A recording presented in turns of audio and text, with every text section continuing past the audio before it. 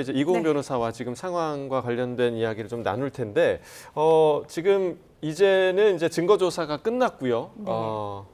지금 종합 변론이 진행이 된다라는 소식이 들어왔습니다. 국회 네. 측에서 먼저 밝혔는데 대리인 9명이 각자의 주제로 변론을 한다. 그러면 뭐 각자의 주제라는 건 어떤 주제가 좀 나뉠 것으로 예상이 되나요? 네, 사실은 아까 말씀드렸듯이 9차 변론기일에 이미 국회 측은 어느 정도의 최종 변론을 했습니다. 예. 당시에도 이 비상계엄을 선포하게 된 시간적 순서를 이 각 당사자들의 조서를 통해서 설명을 했는데요. 아마 지금 중요 쟁점별로 한 가지 파트씩을 맡아서 이 국회 측의 대리인들이 각자 맡은 쟁점들에 대해서 집중적으로 이제 변론을 하는 그런 역할을 지금 분담을 한 것 같습니다. 먼저 선행되어야 될 부분은 이 비상계엄 선포와 과연 요건을 갖춘 선포였는가, 이 부분을 또 한 가지 쟁점으로 볼 것 같고요. 이 절차적 요건을 갖췄는지 실체적 요건을 갖췄는지 부분에 대해서 쟁점별로 자세한 이 증거관계를 가지고 설명을 할 것으로 보여집니다.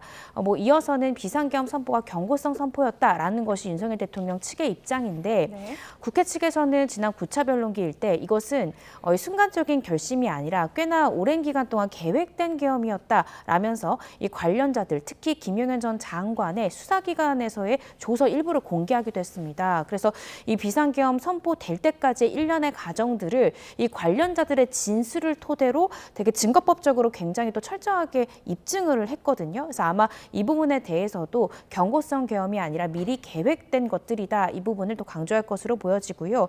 이외에도 이 포고령이 위헌 위법성이 있다라는 쟁점을 상세히 설명하는 또 하나의 이제 쟁점이 있을 것 같고요. 외에도 국회 봉쇄나 또 이 해산 시도가 있었다라는 점을 관련자들의 조서나 또 여태까지 나왔던 증언들을 토대로 강조할 것으로 보여집니다.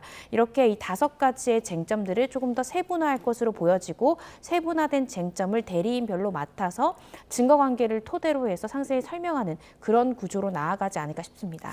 네, 말씀해 주신 것처럼 5개 정도로 예상되는 쟁점을 국회 측의 대리인 9명이 각자의 주제로 변론할 것으로 보이는데요. 일단 지금까지 나온 이야기만 좀 보면 국회 측에서 가장 먼저 이 선거 관련 이야기를 했습니다. 지금까지 쭉 대통령 측에서 이야기를 했던 이 부정선거 관련해서 국회 측의 의견이 좀 들어간 것 같은데요. 이 부분은 9차 변론기일 당시에 이제 국회 측의 마무리 발언에는 들어가 있지 않았던 내용 같거든요. 세계 각국이 한국의 선거관리 시스템을 공부하고 있고 헌법재판소와 선관위는 대한민국의 자랑거리이다. 이런 말이 좀 서두에 추가됐네요. 네, 그렇습니다. 그간 윤석열 대통령 측에서 주장했던 비상계엄 선포의 정당성 부분에 대해서는 이 부정선거 의혹이 있다, 이 부분은 또 대국민적 관심 사안이기 때문에 비상계엄 선포의 기회를 우리가 이용을 해서 부정선거 의혹이 있는지 이 부분도 우리가 좀 살펴볼 필요성이 있었다라고 주장을 했고, 또 관련된 증인들이 증언을 하기도 했었습니다. 근데 이 부분에 대해서 국회 측에서는 우리나라 선거관리 시스템 굉장히 공정하고 투명하고 선진화되어 있기 때문에 세계 각국에서 우리나라의 이 선거관리 시스템을 공부하러 올 정도다. 네. 따라서 부정선거 의혹, 이것은 어떤 합리적인 의심이 드는 부분이 전혀 아닌데 이걸 이유로 해서 비상계엄 선포한다는 주장 상당하지 않다. 이런 취지에서 지금 우리나라 선거관리 시스템이 굉장히 선진화됐다, 이 주장을 좀 강조하는 것으로 보여지는데요. 부정선거 의혹 부분에 대해서 많은 분들이 기억하시겠지만 선관위 담당자도 또 증인으로 출석을 해서 우리나라의 어떤 부정선거 의혹이나 이런 것은 사실이 아니다라고 명백히 증언하기도 했습니다. 아마 그러한 증언 내용과 또 현재 지금 국회 측에서 강조를 하고 있는 지금 우리나라 선거관리 시스템에는 전혀 부정한 이런 부분이 없고 오히려 다른 나라에서 우리나라의 이 케이스를 좀 학습하러 올 정도다, 이런 부분들을 전반적으로 고려하지 않을까 싶습니다. 네, 국회 측에서 이제 종합변론에서 윤석열 대통령을 파면해야 하는 그 이유에 대해서 강변을 하고 있는 것으로 보이는데요. 선출된 대통령, 그러니까 윤석열 대통령도 선거 시스템에 의해서 선출이 됐는데 이 선출된 대통령이 선거 공정성에 의문을 제기하고 있다라고 지금 비판을 하는 그런 모습도 보이고, 지금 헌재 현장에서는 지금 3시 이후에 헌재 인근이 좀 통제 구역이 된다라는 경찰의 방송이 나왔던 것으로 지금 현재 전해지고 있습니다. 그러니까 저희가 지금 왼쪽 화면에 서울구치소를 보여드리는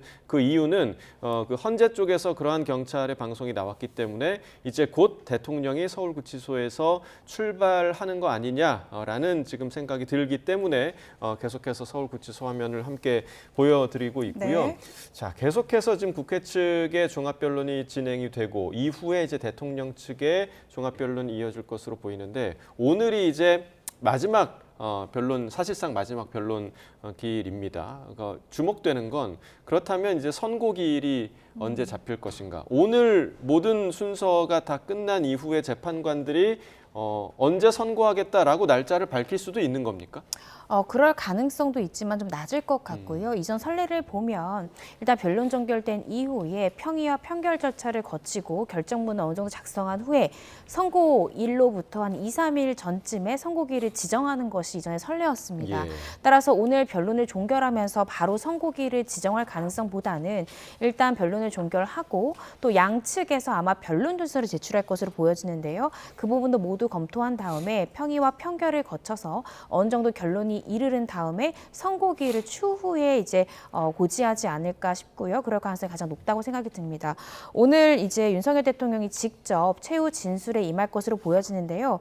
아까 잠깐 나온 얘기지만 네. 최후 진술을 할 때는 그 메시지의 내용도 중요하지만 어떤 언어적 표현도 굉장히 중요하지만 비언어적인 표현도 전 굉장히 네. 중요하다고 생각합니다. 그 이유는 그간 윤 대통령이 이제 헌재 재판관들에게 보였던 태도가 일부 되게 존중이 담긴 태도도 있었지만 갑자기 자리에서 이석을 한다든지 재판관들에게 양해를 구하지 않은 채로 또 윤석열 대통령 측의 대리인이 또 퇴정을 한다든지 이런 태도를 보이기도 했는데요. 사실 이 부분에 대해서 그 해당 변론길 이후에 또 비판적인 견해들도 많이 나왔습니다. 예. 왜냐하면 이 재판관 개인에 대한 존중이 아니라 헌법재판소, 이 재판소 자체, 재판에 대한 이 존중의 의미가 좀 결여된 것이 아니냐. 또 통상의 경우에는 사실은 본인의 자리에서 이석을 할 때는 소송 지휘권을 가지고 있는 재판관들에게 양해를 구하고 이석하는 것이 맞는데 그렇지 않은 부분들이 윤석열 대통령 당사자랄지 또 그 대리인단이 헌재 재판관들에 대한 존중감이 좀 부족한 것이 아니냐라는 또 비판적인 견해들이 나오기도 했습니다. 그래서 오늘 이 최후 진술을 할 때는 어떤 대국민을 향한 메시지랄지 또 재판관들에게 마지막으로 좀 중요하게 봐줬으면 좋겠을 이 부분에 대한 쟁점에 대한 구두 표현도 중요하지만 비언어적으로 이 헌재 재판관들에게 이 존중한다라는 이 제스처가 저는 굉장히 중요하다고 생각이 예. 듭니다. 그래서 그간 보였던 태도보다는 조금 더 이 헌재 재판관들에게 존중감을 표하는 비언어적인 표현도 잘 준비를 해서 최종 진술이 이루어졌으면 하는 바람입니다. 네, 어떤 또 비언어적 표현들이 나올지 또 잠시 후에 이어질 이 대통령의 최후 변론에서도 많은 관심이 쏠리고 있습니다. 헌법재판관들 중에 이제 마은혁 재판관 후보자는 아직 임명을 못 받은 상태잖아요. 네. 여전히 이제 8인 재판관 체제인데 오늘이 사실상 마지막 변론이면 통상적으로 변론에 참여하지 않으면 만약에 이제 이후에 임명된다 하더라도 뭐 선고에 참여하기는 어렵지 않을까요? 네, 저도 어려울 것 같습니다. 물론 만약에 변론 종결일과 선고기일 그 사이에 마은혁 재판관이 임명이 된다면 아마 지금 탄핵 심판에 참여하고 있는 재판관들은 평의를 열어서 마은혁 재판관을 이 탄핵 심판, 윤석열 대통령에 대한 이 탄핵 심판 과정에 참여를 시킬 것인가 이 부분도 분명히 평의의 대상이 될 것 같긴 한데요. 네. 그런데 이미 변론이 종결될 정도로 윤석열 대통령에 대한 이 재판 과정이 성숙에 이르렀고 이미 막바지에 이르렀기 때문에 뒤늦게 재판관이 온다 하더라도 사실 중요 증인 신문 때 참석하지 않았기 때문에 또 올바른 판단을 할 만한 이 재판 진행 과정에 참여가 좀 부족하다라고 보여집니다. 따라서 제가 조심스럽게 추측을 해보기로는 이 마은혁 재판관에 대한 임명 이 부분이 판단되는 권한쟁의 심판의 이 결론은 윤석열 대통령 탄핵 심판의 결론 이후에 이 결과가 나오지 않을까 예. 싶고요. 그래야만이 윤석열 대통령에 대한 탄핵 심판 결정, 이 결과에 대한 논란을 전 최소화시킬 수 있다고 생각합니다. 그래서 이런 것들을 고려해서 현재 이 마은혁 재판관 미임명에 대한 권한쟁의 심판 이 선고기일을 미정한 상태인데요. 미정한 이유도 윤 대통령에 대한 탄핵 심판의 결론, 이 부분도 현재 재판관들이 종합적으로 고려를 해서 현재 마은혁 재판관 이 부분에 대한 이 결론에 이 선고기일을 미정한 것이 아닌가 싶습니다. 싶습니다. 네, 그러니까 이제 혼란을 최소화하기 위한 그 선고기일이 지정될 것이다라고 지금 전망을 해주신 거고, 네.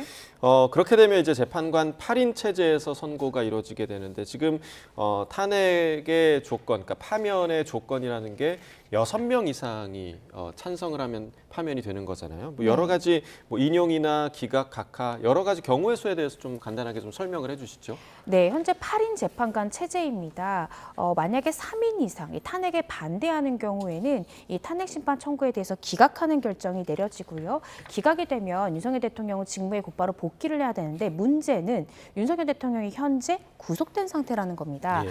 따라서 제가 조심스럽게 추측을 해보자면 만약에 탄핵 심판 청구에 대해서 기각하는 결정이 내려온다라고 하면 이 결정은 윤석열 대통령 구속 취소에 대한 심판에 저는 영향을 미칠 것이다라고 생각이 듭니다. 왜냐하면 구속이 취소되지 않으면 곧바로 직무에 복귀하기 어렵기 때문인데요. 그래서 기각 결정이 나왔을 경우에는 이러한 변수를 고려해 볼 수 있을 것 같고 이 탄핵 심판이 인용되는 즉 파면 결정이 내려진다라고 하면 즉시 윤석열 대통령은 파면이 되고 직무에 복귀할 수가 없는 그런 상황에 처해집니다. 그래서 이러한 경우의 수가 있는데요. 어떤 결정이 나올지 이 부분은 조금 더 결정을 좀 지켜봐야 될 것 같습니다. 네, 선고 경우의 수까지 이야기해 주셨습니다. 긴 시간 함께해 주셨습니다. 이고은 변호사 고맙습니다.